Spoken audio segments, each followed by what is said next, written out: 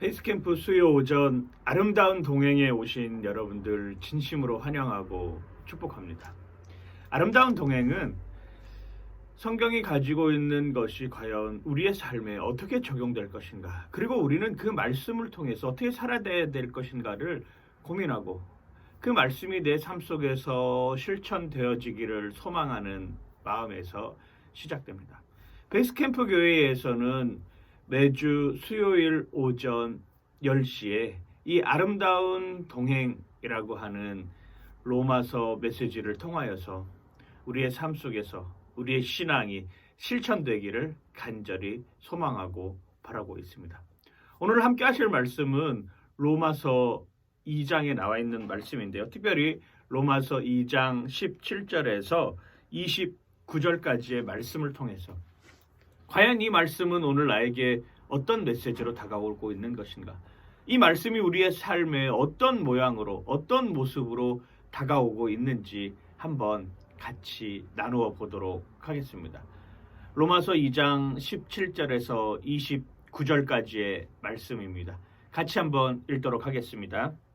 유대인이라 불리는 내가 율법을 의지하며 하나님을 자랑하며 율법의 교훈을 받아 하나님의 뜻을 알고 지극히 선한 것을 분간하며 맹인의 길을 인도하는 자요 어둠에 있는 자의 빛이요 율법에 있는 지식과 진리의 모본을 가진 자로서 어리석은 자의 교사요 어린아이의 선생이라고 스스로 믿으니 그러면 다른 사람을 가르치는 내가 내 자신은 가르치지 아니하느냐?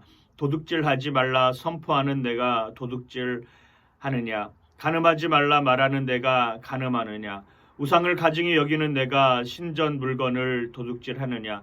율법을 자랑하는 내가 율법을 범함으로써 하나님을 욕되게 하느냐?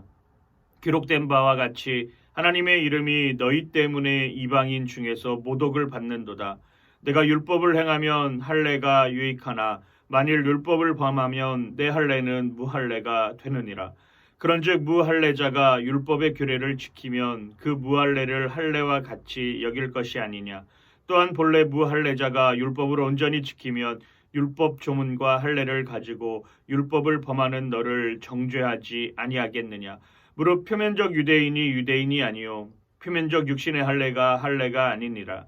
오직 이면적 유대인이 유대인이며 할례는 마음에 할지니 영에 있고 율법 조문에 있지 아니한 것이라. 그 칭찬이 사람에게서가 아니요 다만 하나님에게서니라. 아멘. 하나님을 알지 못하는 사람들, 하나님을 모르고 살아가는 사람들에게 있어서 하나님은 끊임없이 이야기를 합니다. 야, 너희들 죄에서 돌이켜야 된다. 그러지 않으면 너희들 영원한 삶을 소유할 수 없다.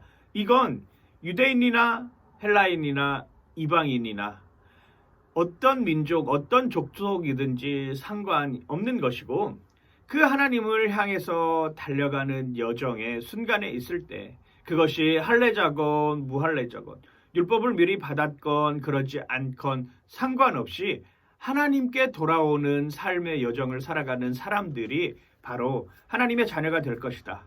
복음이라고 하는 것에 대해서 너희들 부끄럽게 여기지 말아라. 내가 복음을 부끄러워하지 아니하노니 이 복음은 모든 믿는 자들에게 구원을 주시는 하나님의 능력이 됨이라. 첫째는 유대인에게요 또한 헬라인에게로다. 복음에는 하나님의 의가 나타나서 믿음으로 믿음에 이르게 하나니 기록된 바 오직 의인은 그 믿음으로 말미암아 살리라 함과 같으니라 라고 고백하는 것이 바로 사도 바울의 선언적인 선포요. 그것이 구약에서부터 예수님에게 이르기까지, 그리고 그 말씀이 오늘 우리의 삶 가운데서도 동일하게 역사하고 있다라고 하는 것이죠.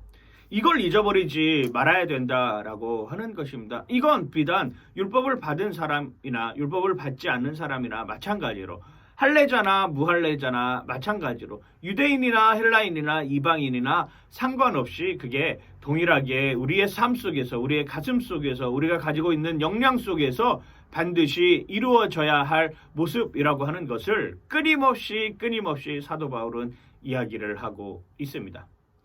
2020년 2월 5일 오늘을 기준으로 중국 우한 지역에서 시작됐던 폐렴 증상이 전 세계적으로 확산되어 가고 있습니다. 우리나라도 예외는 아니죠. 신종 코로나 바이러스의 확진 판정을 받은 사람이 벌써 18명이 되었습니다. 한 사람의 바이러스의 감염자에 의해서 수많은 사람들이 바이러스에 노출될 수 있고 그 수많은 사람들을 통해서 또 다른 제3자에게까지 바이러스가 전파되는 과정을 우리는 직접 현장에서 목격하고 있는 것이죠. 마찬가지입니다. 복음을 받은 사람, 그 한 사람으로 인하여서 수많은 사람들의 생명을 살릴 수 있고 더불어서 그 수많은 사람들의 생명이 또 다른 사람들에게 영향력을 미칠 수 있는 것, 이것이 바로 복음이 가지고 있는 핵심이자 복음의 특징이라고 할 수 있습니다. 그런데 그것을 받아들이지 못하는 사람들, 나하고 아무런 상관이 없다라고 생각하는 사람들에게는 그 복음이라고 하는 것이 하등 나와 상관이 없는 것이죠.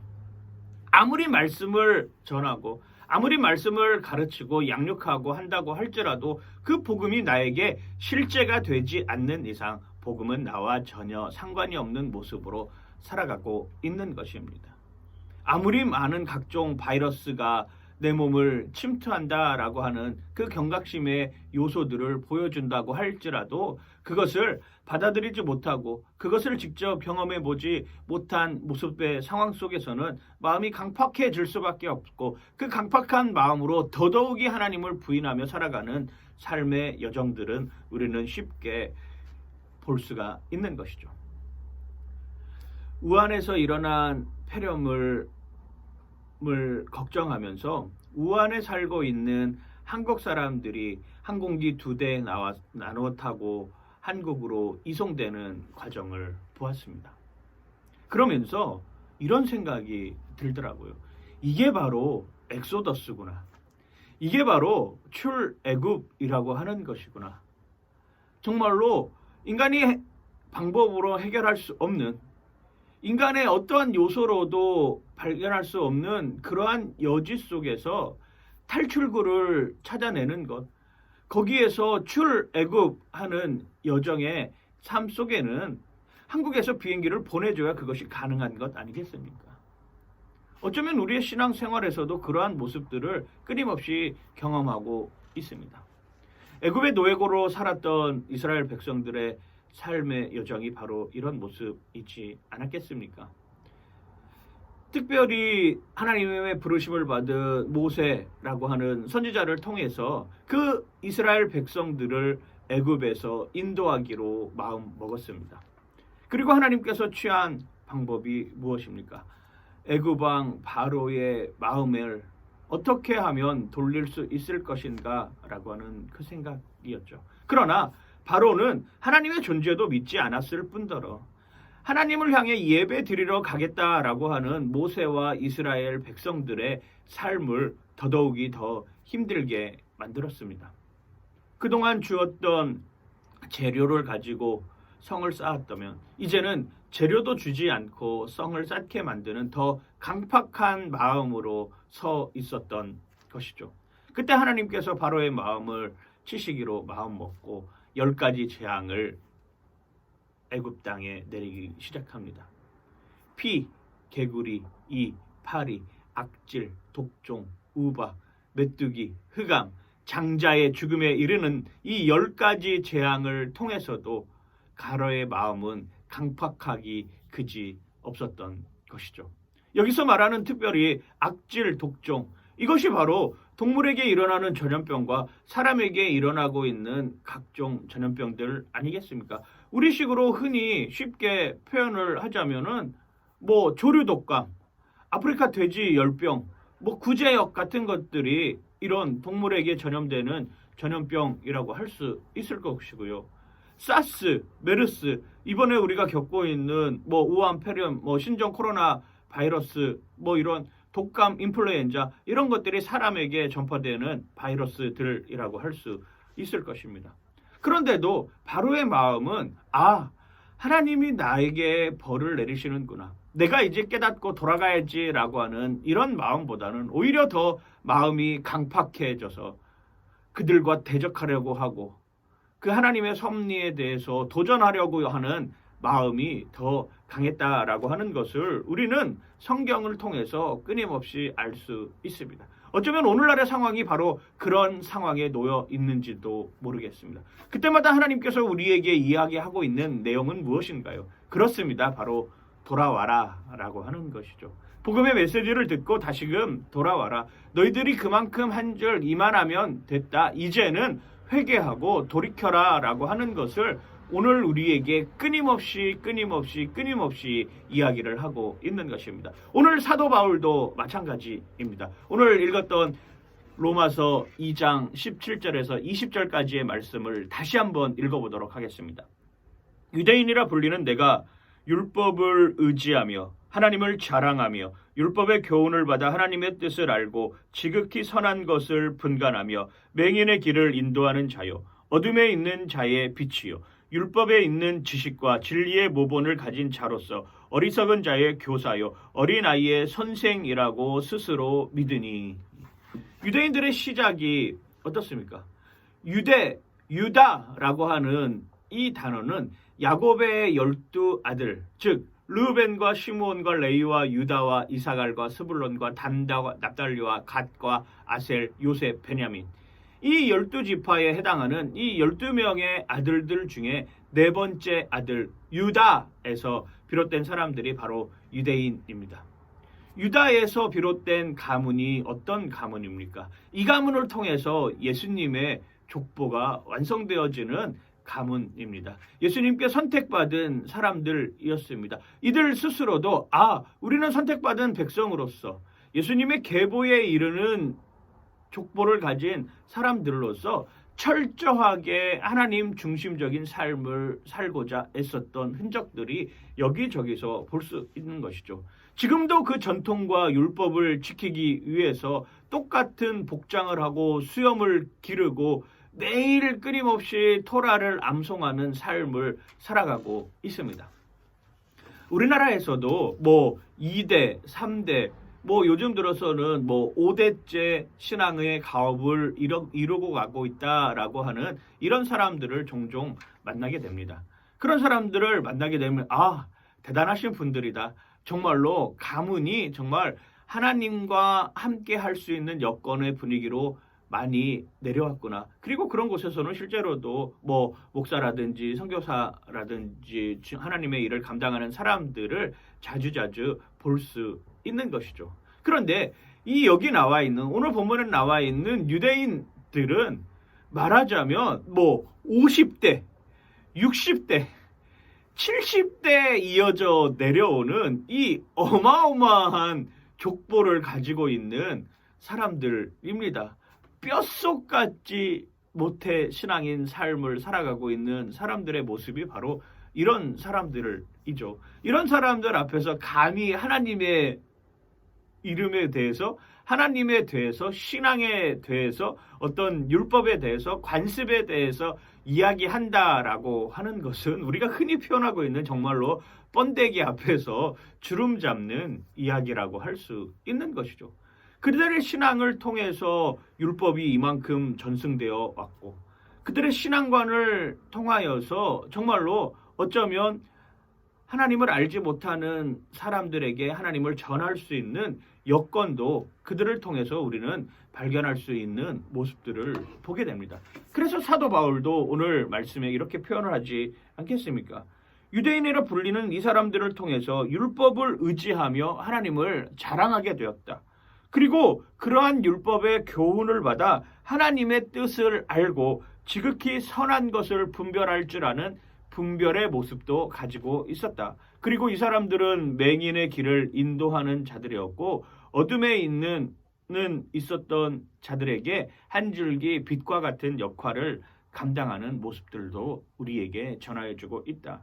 율법에 있는 지식과 진리의 모본을 가진 자로서 어리석은 자의 교사요 또 어린아이의 선생이라고 스스로 생각하던 사람이었다. 그런데 그것이 오늘날 우리에게 다가왔을 때는 단순한 규칙으로, 그냥 단순한 허례허식으로, 그냥 단순한 종교적 전통으로밖에 이어지지 않았다라고 이야기를 하고 있는 것이죠.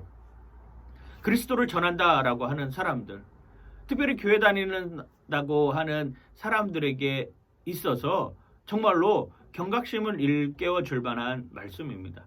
교회는 다닌다고 하지만, 그리스도를 믿는다고는 하지만 정작 삶에서는 그러한 모습을 보여주지 못하는 삶으로 다가가고 있다라고 하는 것이죠.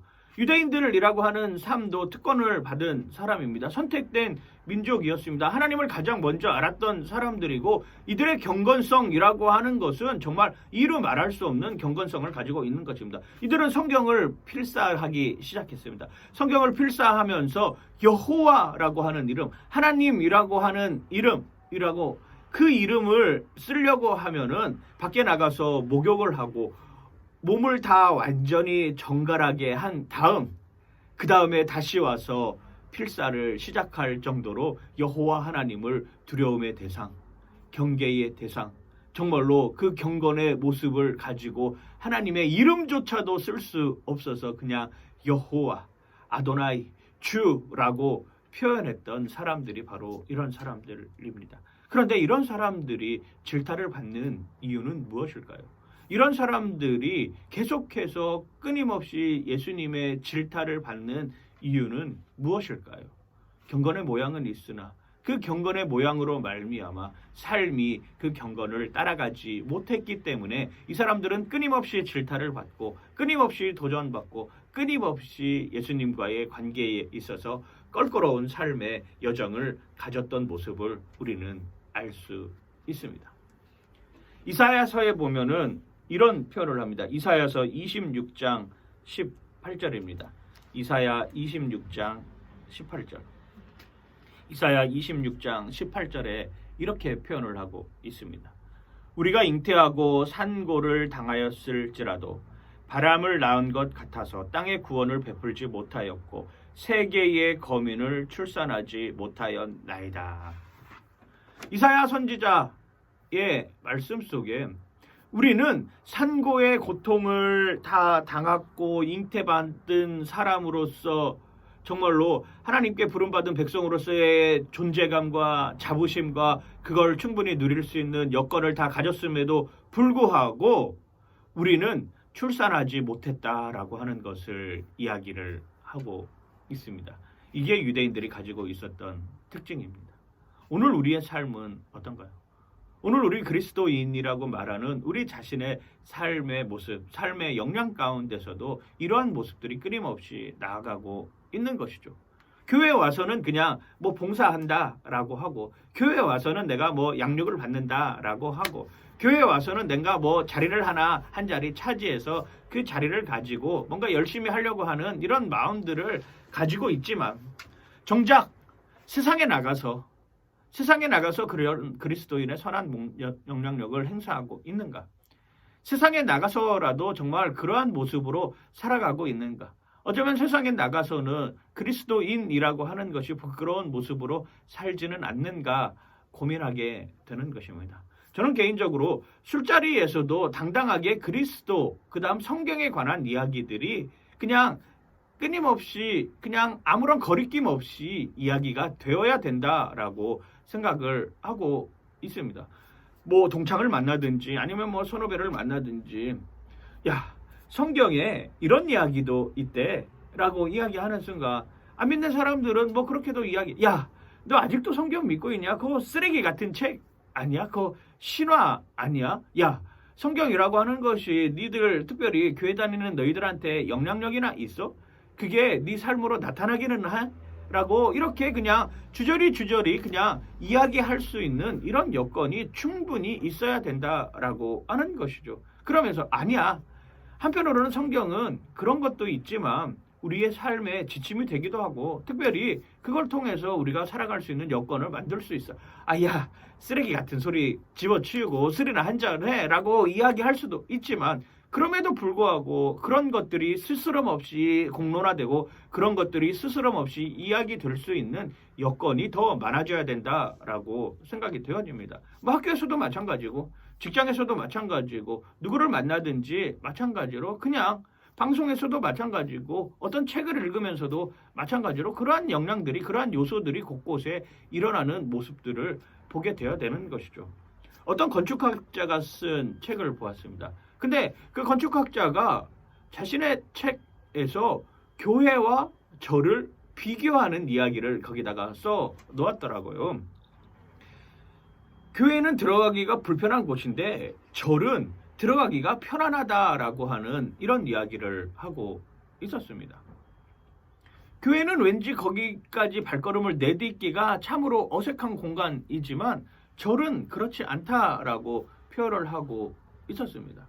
오늘날의 교회들은 너무 대형화돼 있고 고층화돼 있어서 마치 거기에 들어가면 뭔가를 해야 되는 것 같은 이러한 강박감이 든다고 하는 것입니다. 그런데 절은 그냥 공원처럼 돼 있고 특별히 건축학적 구조상으로 단층 건물들로 이루어져 있기 때문에 그냥 마치 우리가 백화점에 들어가서 이 물건 그냥 내가 안 사고 싶으면 그냥 슬쩍 옆에 있는 가게로 옮길 수 있는 이런 여정이 되는데, 교회는 마치 그냥 단독 점포에 들어가서 마치 그 물건을 사지 않으면 주인의 눈총을 받아야 될 것 같은 이러한 느낌을 가지고 있다라고 설명을 하고 있더라고요.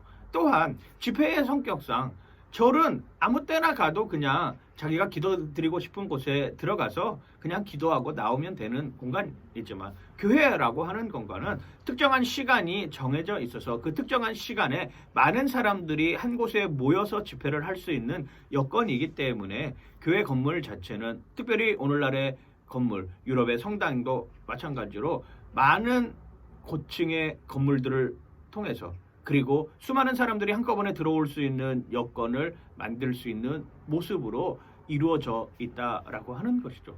건축학자가 바라보는 교회와 절에 대한 이미지도 다릅니다. 그리고 그분은 과거에 있었던 성막, 그 다음에 이슬람 사원에 있는 모스크, 그리고 힌두교 사원들을 비교하면서 건축학적으로 그러한 것들이 어떻게 이루어졌는지에 대해서 설명하고 있는 모습들을 보게 되었습니다. 마찬가지입니다. 우리가 너무 교회 안이라고 하는 것, 너무 국한된 상황 속에서 자꾸 놓여 있다 보니 세상으로 향해서 발걸음을 나아가는 데 있어서 주저주저한 모습들을 너무나도 많이 보고 있다라고 하는 것이죠. 그 역할에 있어서 가장 세상으로 나가지 못하는 사람 중에 한 명이 바로 저 같은 목사라고 하는 것이죠. 세상에 발을 딛는 것 자체가 왠지 불경스러운 일이다라고 생각하는 경우들도 많고, 그것으로 통하여서 점점 세상과는 단절된 삶을 살아가고 있으면서 안 믿는 사람에게 전혀 영향력을 끼치지 못하는 이런, 어쩌면 가장 쉬운 방법인 삶의 모습을 택하고 있는 걸지도 모르겠습니다. 그냥 앉아서 설교하면 되잖아요. 앉아서 그냥 책만 읽으면 되잖아요. 앉아서 성경 읽고 야 너희들 가서 그렇게 살아라 라고 가장 쉬운 방법을 택하고 있는 줄도 모르겠습니다. 그런데 현실을 살아가고 있는 그리스도인의 삶의 모습이라고 하는 것은 끊임없이 세상과 부딪히면서 세상 속에서 정말로 그리스도인이라고 선포하면서 살아가는 것조차도 힘든 여정 속에서 살아가는 여러분들의 삶이라고 하는 것은 정말 박수를 쳐주고 응원을 해주고 힘을 북돋아주고 거기에 정말로 용기를 불어넣어주고 나도 같이 동참하겠습니다라고 하는 마음으로 가는 이런 세상, 이게 어쩌면 진정한 그리스도인의 삶의 모습이라고 하는 것입니다. 여러분, 그렇다고 해가지고 저같이 다 쉬운 방법으로 선택을 하려고 생각을 하지 마십시오. 그 현장, 그래서 우리 각자가 교회가 되어야 된다라고 하는 것입니다. 그래서 세상을 향해서 한 발걸음이라도 내딛는 이런 모습들이 있어야 되는 것이죠. 제가 그래서 조금씩 그것들을 실천을 하고 있습니다. 제가 기타 동아리에 들었어요. 저를 가르쳐 주시는 선생님은 불교 여신도 모임 총무님이라고 하더라고요.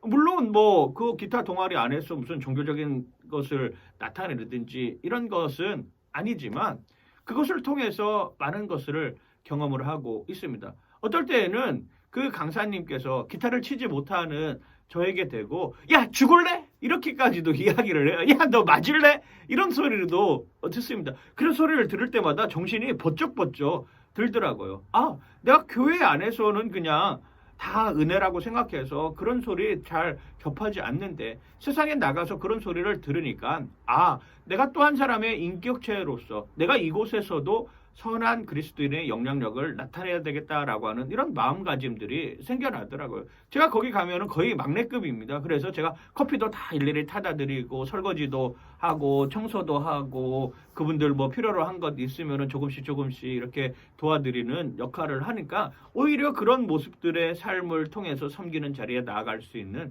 역할을 잊게 되는 거더라고요.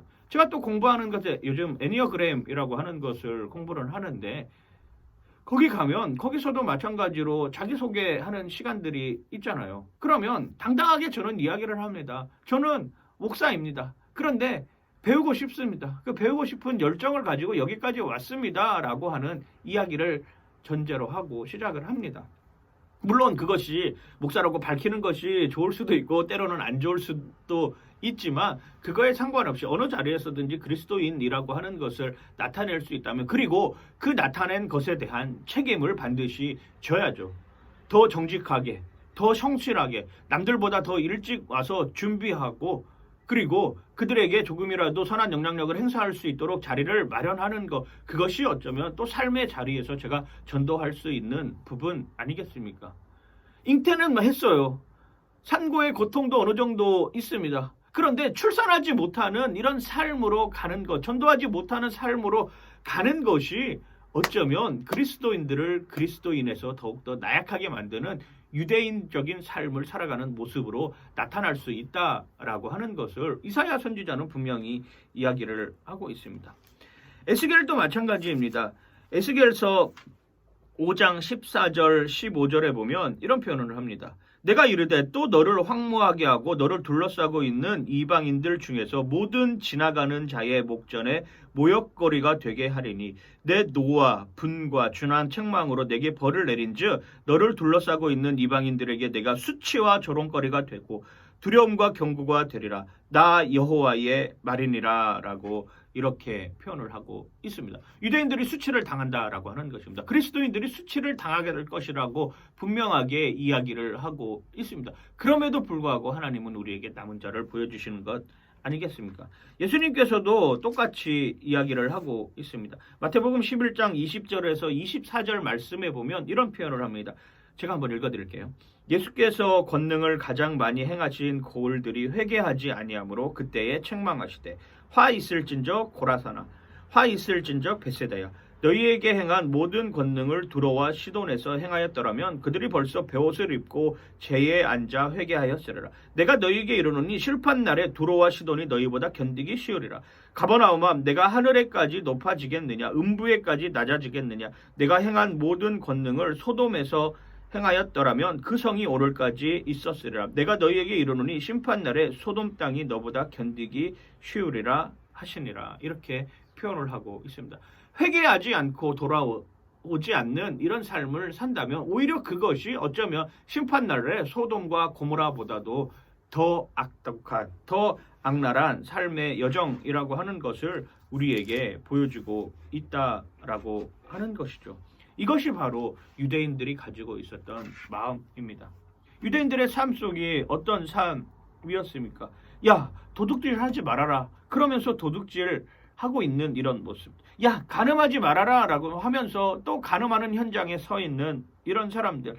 율법을 자랑하는 그 율법으로 법을 어기면서 하나님을 욕되게 하는 사람들이 바로 그러한 모습이었다라고 하는 것이죠. 그러한 사람들이 바로 저와 여러분들 같은 그리스도인들이었다라고 하는 것입니다. 여기에서 우리는 통탄해야 됩니다. 여기에서 우리는 울부짖어야 되는 것이죠. 하나님 잘못했습니다. 하나님 용서해 주십시오. 하나님 다시는 그런 삶으로 내 삶을 내동댕이 치지 않겠습니다라고 다짐하고 또 다짐하는 삶이 바로 우리의 삶이 되어야 된다라고 하는 것입니다. 그러면서 사도 바울은 로마서 2장 24절에 이렇게 표현합니다.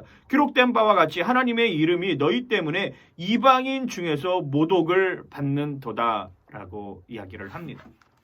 오늘 우리는 이러한 현실에 살아가고 있습니다. 기독교? 야, 기독은 무슨 기독이야. 다 개독이지. 야, 목사? 목사는 무슨 목사야. 다 목사들밖에 없는 세상이지. 언제부터 기독교가 개독이 되었습니까? 언제부터 이렇게 모욕을 받고 수치를 당하는 삶으로 전락되었습니까? 과거에 우리의 신앙의 선배들은 달랐습니다. 그래도 목사라고 하면 신뢰할 수 있는 사람, 목사라고 하면 그냥 통과할 수 있는 이런 여건도 있었던 시절이 있었습니다. 음주 단속을 하는 경찰에게 예, 제가 여기 교회에 심무하는 목사입니다 라고 하면 알아서 그냥 보내줄 줄 아는 이러한 넉넉함도 있었던 시절이 있었습니다. 그런데 지금은 음주 경찰하는 경찰에게 저 목사입니다 이러면 더 불나고 음주 측정기를 갖다 대는 이런 시대가 되어버렸습니다. 목사가 어디 가서 신뢰를 얻을 수 있나요? 없어요. 그리스도인들이 어디 가서 신뢰를 얻을 수 있습니까? 없어요. 오히려 하나님을 믿는다고 하는 그리스도인들이 하나님을 더 모욕되게 만들고, 하나님을 믿는다고 하는 그리스도인들이 모여있는 교회라고 하는 공동체가 더 어쩌면 하나님을 모욕된 삶의 자리로 내몰고 있는 것이 바로 오늘의 현실이라고 하는 것입니다. 진정한 그리스도인이라고 하는 사람들, 진정한 교회라고 하는 것이 오히려 하나님을 더 욕되게 하고 기독교가 아닌 개독교로 만드는 삶의 여정으로 우리에게 다가오고 있는 것이죠. 그래서 교회는 끊임없이 흩어져야 된다라고 하는 것입니다. 베이스캠프 교회가 우리 스스로가 교회임을 인정하고 또 하나의 무별이 되어서 세상으로 나가서 세상에 선한 영향력을 끼칠 수 있는 이런 모습들이 될 때 어쩌면 이 제주 땅이 조금은 더 아름다워지고 조금은 더 하나님 편에 설 수 아는 이런 모습이 되고 조금은 더 그리스도인들의 선한 영향력 속에서 살아갈 수 있는 여건들이 존재하고 있다라고 하는 것을 우리는 끊임없이 기억되어야죠 한다는 것이죠. 그게 바로 그리스도인의 삶의 모습입니다. 오히려 나 때문에 나를 보고 하나님이 모욕을 받는 것이 아니라 나를 통하여서 하나님의 선한 영향력이 끊임없이 나타나야 된다라고 하는 것이죠. 요한복음 9장에 예수님 이런 표현들을 합니다. 맹인 한 사람을 예수님과 제자들이 만났습니다. 그런데 지나가면서 제자들이 예수님께 이렇게 물어보는 거예요. 선생님, 저 맹인이 앞을 못 보는 것이 그 사람 당신 죄 때문입니까? 아니면 그 부모의 죄 때문입니까? 라고 하는 이 질문을 대답을 합니다. 그런데 예수님은 뜻밖의 이런 대답을 하시죠. 저 사람이 맹인된 것이 그 자신의 죄도 아니고 그의 부모의 죄도 아니다. 다만 하나님께서 저 맹인에게 하시고 싶은 일이 있기 때문에 저 사람이 맹인이 된 것이다 라고 이야기를 합니다. 우리는 세상에 대해서 탓하려고 하는 것들을 보려고 하는 습성이 있습니다. 그런데 그 세상을 향해서 탓하려고 하는 모습을 보기 이전에 어떻게 하면 선한 하나님의 영향을 나타낼 것인가를 찾는 것이 우선이 되어야 된다라고 하는 것이죠. 그게 바로 오늘 똑같이 사도 바울이 표현하는 말씀입니다. 오늘 로마서 2장 28절 29절은 이렇게 표현을 합니다. 무릇 표면적 유대인이 아니요 표면적 육신의 할례가 아니니라. 오직 이면적 유대인이며 할례는 마음에 할지니 영에 있고 율법 조문에 있지 아니한 것이라. 그 칭찬이 사람에게서가 아니요 다만 하나님에게서로다. 아멘. 아는 만큼 믿어지게 되는 것이죠. 내가 하나님의 말씀을 아는 만큼 그것이 믿음으로 승화되고 그러면 어떻게 선한 영향력을 가지고 살 것인가를 고민하게 되는 것입니다. 교회는 끊임없이 개혁되어야 되고 교회는 항상 개혁의 선봉에 서 있어야 되는 것이죠. 아는 것 중요하죠. 정말 많이 아는 것 중요합니다. 그런데 그 많이 아는 것 가지고 내가 얼마만큼 그 삶 속에서 실천할 수 있을 것인가? 유대인처럼 그냥 율법을 알고 그냥 율법 조문을 달달달달 외우고 그렇게 살아가는 삶보다는 그걸 알고 깨우치고 세상에 나가서 선한 영향력을 행사할 수 있는 여건이 된다라고 하면 그것이 어쩌면 베이스캠프 교회가 가져야 할 가치이자 방향성이라고 하는 것입니다. 오늘 우리의 상황은 정말 녹록지 않습니다.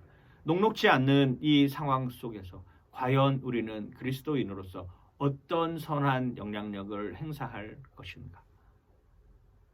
불법 주차하지 않고 아무데나 침 뱉지 않고 다른 사람이 뭐라고 하든지 나는 꿋꿋이 새벽에도 신호등을 지킬 줄 아는 이런 작은 실천들이 모여서 그리스도인의 선한 영향력이 나타나지 않을까요? 저는 오늘도 애니어그램 배우러 갑니다. 배우러 가는 그 과정 속에서 그들에게 어떻게 하면 목사로서 또 한 사람의 그리스도인으로서 선한 영향력을 행사할 것인지 저도 고민하겠습니다. 여러분들도 삶 속에서 그런 고민을 통해서 내가 또 한 사람의 그리스도인임을 기억하는 여러분들 되시길 주님의 이름으로 간절히 축원하고 축복합니다. 파이팅!